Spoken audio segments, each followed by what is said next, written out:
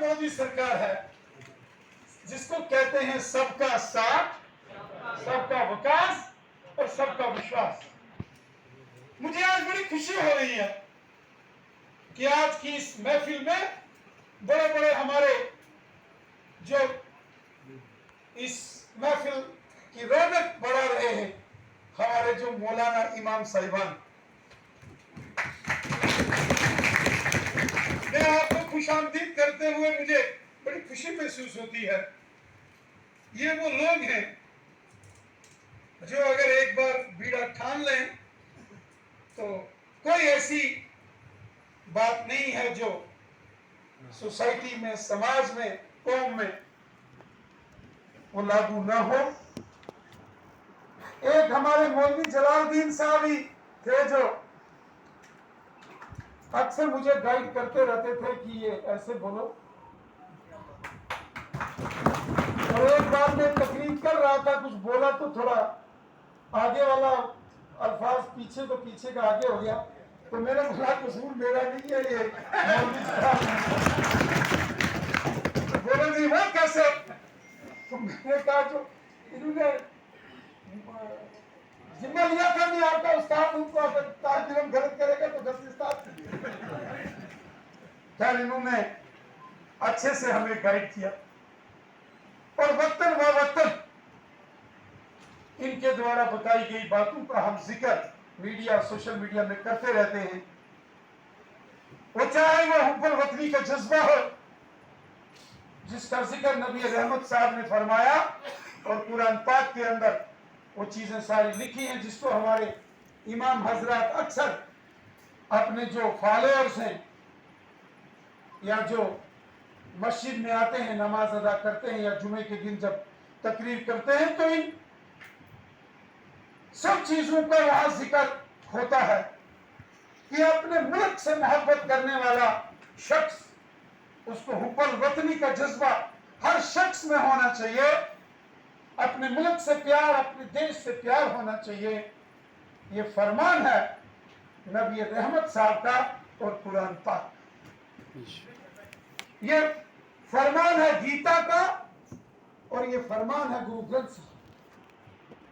इसलिए अल्लामा इकबाल ने कहा था, मजहब नहीं सिखाता आपस में बैर रखना, हिंदी है हम वतन है हिंदुस्तान।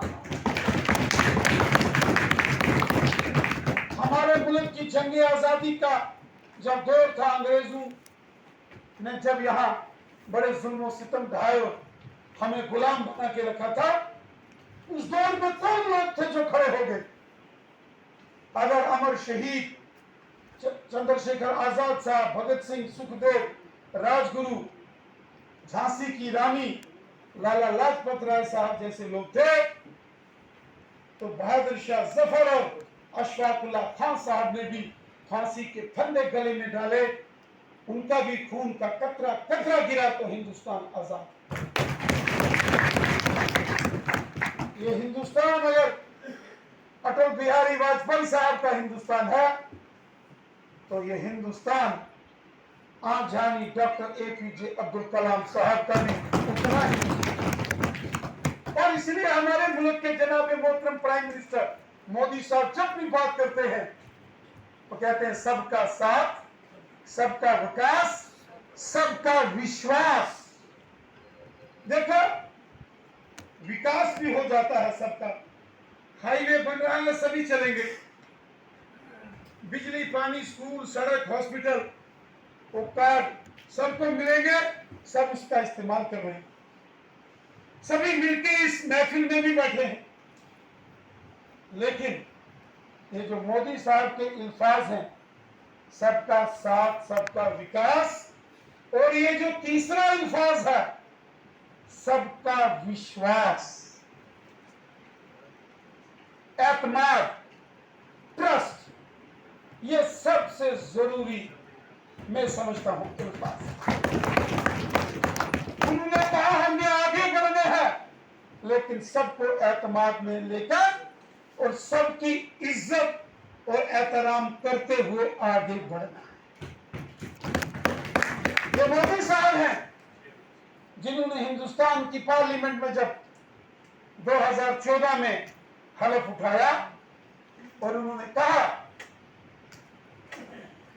कि मैं, जब वो हमारे मुसलमान भाइयों के ऊपर बोल रहे थे तो उन्होंने कहा कि मेरी ख्वाहिश है कि मैं अपने मुसलमान जो मेरे बच्चे हैं उनके एक हाथ में कुरान तो दूसरे हाथ में कंप्यूटर देखना चाहता है। और फिर उन्होंने इस प्रकार की स्कीमें लॉन्च की कि आज मुल्क में तालीम सबके लिए जरूरी और अहम कर दी गई। टेक्निकल एजुकेशन, स्किल डेवलपमेंट, वो सारी चीजें की गई। साथियों, सरकार का काम है, लेकिन ईमानदारी के साथ काम मोदी साहब ने किया है। पैसा दिल्ली से पहले भी आता था, आधे रास्ते में ही लूट लिया जाता था। लूटते वही हुक्मरान थे जिनके हाथ में ताकत थी, लेकिन आज वो दौर मोदी साहब ने खत्म किया। आज सीबीआई के, ईडी के, क्राइम ब्रांच के, एंटी करप्शन ब्यूरो के छापे पड़ रहे हैं, लेकिन किनके घरों में पड़ रहे हैं? जिनके तय खानों में माल ही माल गरीबों का खून चूस के दबाया हुआ।